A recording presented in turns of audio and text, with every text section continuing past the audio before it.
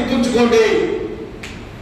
మరి కుల చెట్టులాగా ఎదగాల, మర్రి చెట్టులాగా ఎదగాలనే కార్యకర్త ఆలోచించుకోమంటా. నేను ఒక మర్రి చెట్టు కింద మరొక చెట్టుని బతకనివ్వదు. మరి ఆ నీడ కింద మనం బతకాలంట ఎంతకాలం, ఒకరిచ్చే భిక్ష కింద మనం ఎంతకాలం సాగాలంట. నేను మనందరికి మనం మర్రి చెట్టు కాబట్టి మరొక చెట్టుని చంపే పరిస్థితికి మనం ఎదగద్దా అంట. అంత మంచోళ్ళకు రాజకీయ పార్టీలో కాదు, పనికిరాదు. రాజకీయ క్షేత్రంలో పనిచేసేవాడు రాజకీయంగానే ఆలోచన చేయాలి తప్పితే తులసమ్మలాగా నమస్కారం పెట్టుకుంటే ఎప్పుడైనా ఇలాగే ఉంటాం. ఇది కరెక్ట్ కాదంట నా ఆలోచన. మర్రి చెట్టు తులసమ్మని సైతం ఏ చెట్టుని చెట్టు కింద బతకనివ్వదు. మరి మనం మర్రి చెట్టులాగా ఎదగాల, తులసమ్మలాగా ఇంటి ముందు కూర్చోవాలనేది ఆలోచన చేసుకోమంటాను. ఆ రకమైన ఆలోచనతో కార్యకర్త పనిచేయాల్సిన అవసరం ఉందంట. గ్రామ రాజకీయాలకు మనం ఎందుకు వెళ్ళాలి? గ్రామాల్లో రాజకీయాల కంటే కూడా వర్గాల గ్రూపులు ఉన్నాయి. మన వాస్తవం గుర్తుంచుకోండి. ఇవాళ ప్రతి గ్రామంలో ఉండేది రెండు వర్గాలు ఉన్నాయి. మరి మనం ఏ వర్గంలో ఉన్నాం? గ్రామంలో మనకంటూ ఒక వర్గం ఉందా అంట. రాజకీయ పార్టీలే కాదు, గ్రామంలో రాజకీయాలు పక్కన పెట్టి వర్గాలుగా విడిపోతే గ్రామాల్లో మనకంటూ ఒక వర్గాన్ని ఏర్పాటు చేసుకోవాల్సిన అవసరం ఉంటుందని మనం అనుకుంటాం. మన గ్రామంలో మన ఒక్కడే మంచోళ్ళు, మిగతా వాళ్ళందరూ చెడ్డోళ్ళు అనుకుంటాం. చెడ్డోళ్ళకే సర్పంచ్గా, ఎంపీడీసీగా, జెడ్పీడీసీగా, బాలకేంద్ర సొసైటీ ప్రెసిడెంట్గా ఎట్లా కలుస్తున్నారు వాళ్ళంటే. ఆ క్షేత్రాల్లోకి మనం వెళ్ళటం లేదు, ఆ ఎన్నికల్లోకి మనం వెళ్ళటం లేదు. మనం వెళ్ళే ఎన్నికలు ఏంటంటే అసెంబ్లీ, పార్లమెంటు. పంచాయతీ పోటీ చేద్దామనే ఆలోచన లేదు. కొంతమంది అడిగితే చెప్తారు, నేను పోటీ చేశాను సార్, మనం 72 ఓట్లు వచ్చినాయని. ఎవరి కోసం? 72 ఓట్ల కోసం పోటీ చేయాలా అంట. అదే కనుక నువ్వు 30 ఏళ్ళ నుంచి పార్టీలో ఉన్న వారి కనుక నీ గ్రామంలో తిరిగి ఉండి, గ్రామంలో ప్రతి సమస్య నీకు తెలిసినప్పుడు, ప్రతి వీధి నీకు తెలిసినప్పుడు, ప్రతి వీధిలో నీకు ఉండే సమస్య నీకు అవగాహన ఉన్నప్పుడు నిన్ను కాక మరొకరిని ఎవరు ఎన్నుకుంటారంటానే. నువ్వు గ్రామంలో ఏ రాజకీయాలకు సంబంధం లేకుండా నంద్యాల వచ్చి పార్టీ ఆఫీసులో బీజేపీ నాయకులు అనుకుంటే నువ్వెందుకు ప్రజాక్షేత్రంలో, రాజకీయ క్షేత్రంలో పనిచేయాలంటానే. ఏ కార్యకర్తకైనా ఒక ఆలోచన, ఒక ఆశయంతో పనిచేయాలి. అది కిసాన్ మోర్చా వచ్చు, బీసీ మోర్చా వచ్చు, ఓసీ మోర్చా వచ్చు, ఎస్సీ మోర్చా వచ్చు, ఎస్టీ మోర్చా వచ్చు. భారతీయ జనతా పార్టీ మనకు ఒక గోల్ ఉండాలి.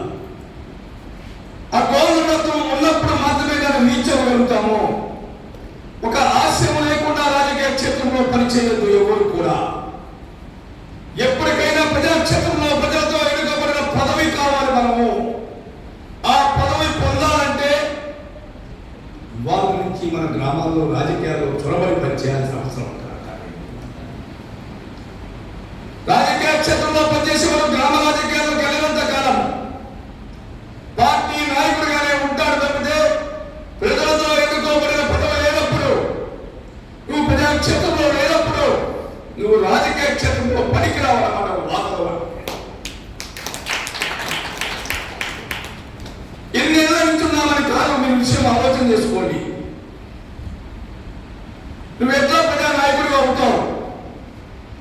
ఒక మండల అధ్యక్షుడు అంటే మనం అనుకుంటారు ఎవరు లేక మీకు ఇచ్చారని అనుకుంటారు. మీరు లేదంటే పదవి ఎవరు లేకపోతే వీళ్ళకి ఇచ్చారనుకుంటారు.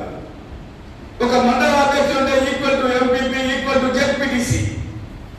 ఆ మండలంలో ఉండే 20 పంచాయతీలు, 30 పంచాయతీలు నాయకులను విషయం మర్చిపోవాలి.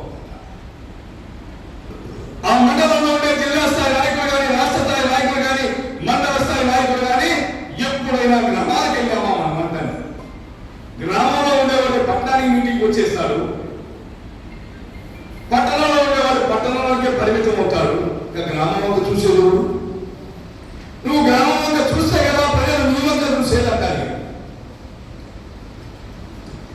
ఏదైనా గ్రామ సభ జరిగినప్పుడు, గ్రామ మీటింగ్ జరిగినప్పుడు, రచ్చబండ మీద కార్యక్రమం జరిగినప్పుడు మనకి అర్జెంట్ పనులు విజయవాడలో నంద్యాలకు మీటింగ్ వచ్చేస్తాం. కానీ ఇది కరెక్ట్ కాదంటారు. మన ఇల్లు శుభ్రంగా ఉండాలి, మన ఇల్లు మనం శుభ్రం చేసుకోవాలి. మన ఇంటిలో మగాడి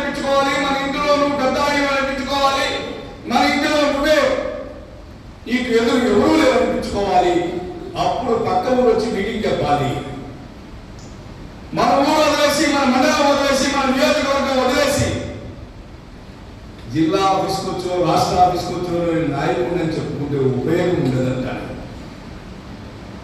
అందుకోసం నేను కోరుకుంటున్నాను మీ అందరినీ, బాధ్యతలు తీసుకున్న ప్రతి కార్యకర్త బాధ్యతతో పెరగాలి. బాధ్యతలు కొలవలేవు, అనేక బాధ్యతలు ఇంకా ఉండే కోరుకులు కావాలని ఇస్తాం కావు, కానీ బాధ్యత ముఖ్యం కాదు. పనిచేసే కార్యకర్తకి నాయకుడికి బాధ్యత ముఖ్యం కాదు. ఏ బాధ్యత ఉన్నప్పటికీ కూడా నీ గ్రామంలో నువ్వు రాజకీయాలు సాధించలేనప్పుడు గ్రామాధ్యక్షుడైనా రాష్ట్ర అధ్యక్షుడు నేనైనా సమానమైన విషయం గుర్తుంచుకోండి.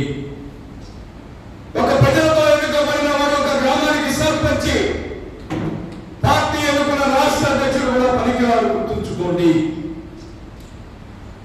ప్రజలతో ఎన్నుకోబడిన ప్రజాప్రతినిధి ఎవరైతే ఉంటాడో వాడు పొందే ఆనందం ఏ రకంగా ఉంటుందో, ఆ గ్రామంలో ఏ సమస్య వచ్చినా పేదవాడు పేద మహిళ నీ దగ్గరకు వచ్చి నమస్కారం పెట్టి, అయ్యా సర్పంచ్ గారు నా వీధిలో లైట్ ఎలగట్లేదు, మా అబ్బాయి గాలి తిరుగుతున్నాడు, స్కూల్లో బంధువులు పడలేదు, పశువుల హాస్పిటల్లో డాక్టర్ లేదు, వెటనరీ హాస్పిటల్లో మా మందులు లేవు, లేకపోతే పిహెచ్సి సెంటర్లో డాక్టర్ రావట్లేదని చెప్తే నువ్వు స్పందించే తీరు ఏ రకంగా ఉంటుంది, వాడు వచ్చే నీ ఇంటికి వచ్చినప్పుడు నీ ఇల్లు ఏ రకంగా ఉంటుందంట.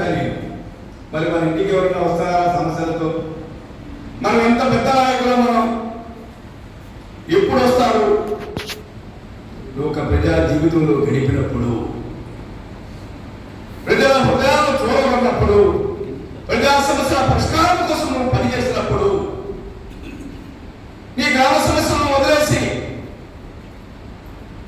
నీ ఇంట్లోనే నువ్వు బీజేపీ అనుకొని పక్కింటోడికి నువ్వు బీజేపీ అని తెలియక రాష్ట్ర కార్యాలయంలో జిల్లా కార్యాలయంలో నువ్వు రాష్ట్ర నాయకుడిని జిల్లా నాయకులు చెప్పుకుంటే ఆ గ్రామంలో పార్టీ ఎదగదు, దానివల్ల ఉపయోగం లేదు. ఈ సమయం వెచ్చించే కంటే వ్యాపారం చేసుకుంటే కుటుంబం అన్నా కొంత నిలబడుతుంది, అది ఆలోచన చేయమంటారు.